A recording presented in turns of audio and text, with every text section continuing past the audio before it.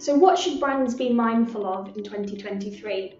Now, something that I think is really important is that macro factors are more pressing than ever on our everyday lives and habits, and that's something that we just can't deny. This time last year, we thought that 2022 was going to be about recovering from COVID, and no one could have foreseen the impact that the Russia-Ukraine war had on the global supply chain, for example. I think what we need to acknowledge is that the UK and probably the rest of the world is heading into a recession, and it's important that businesses plan for that in 2023.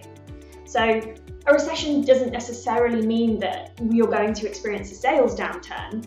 I would really urge brands to think critically about their product or service and understand how it's going to continue to provide benefit to their target audience.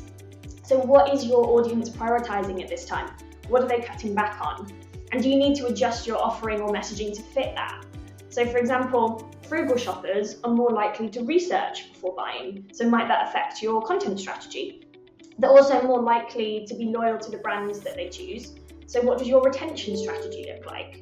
So I think that by really clearly defining who your audience is, how that might have shifted in this time of kind of great financial pressure, you'll be much better placed to use your budgets more effectively going forward in 2023.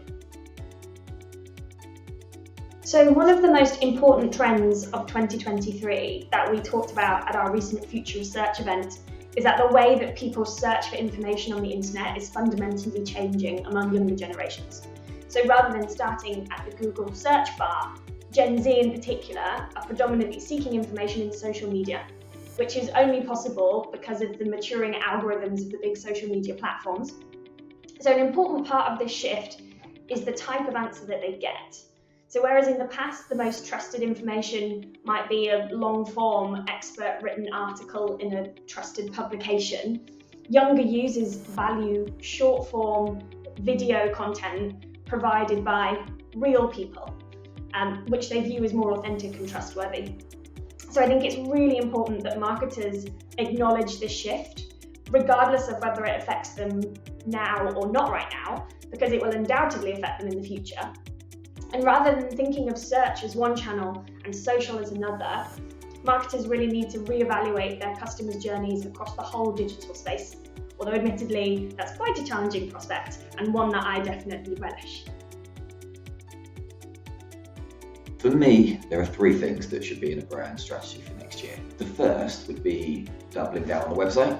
I think if you're falling short on things like user experience and SEO best practices, then you're only going to find it tougher next year when it's less likely that you'll be able to prop that up with increased media spend. The second would be ensuring that you have a clear and robust data strategy. Again, if you're not currently activating your CRM data in your media buys, if you're not tracking your leads all the way through to revenue, you're not using call tracking, then you're not going to know where to spend most effectively. And if budgets are being streamlined, you need to know where to keep the budget. And the third for me would be maintaining focus on building brand equity. It might be tempting, if you're working with a more streamlined budget, to just focus on those that are in market right now. Say, for example, those that are actively searching, so in PPC. That's fine, but for me, those that will win out in that increasingly aggressive battleground will be those that the searcher is already familiar with and has a positive perception of. Unfortunately, there is no one-size-fits-all strategy. It would be too easy. As a good SEO would say, it depends on your business.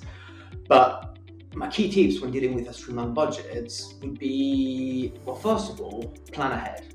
It's like going on a holiday. If you go on a holiday and you're planning in advance, you're going to spend a lot less money than doing it last minute.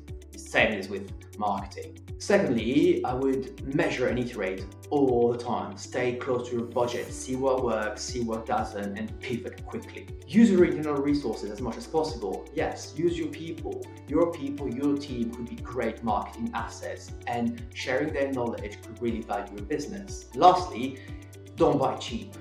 You end up paying more in the end. Buying cheap is the worst.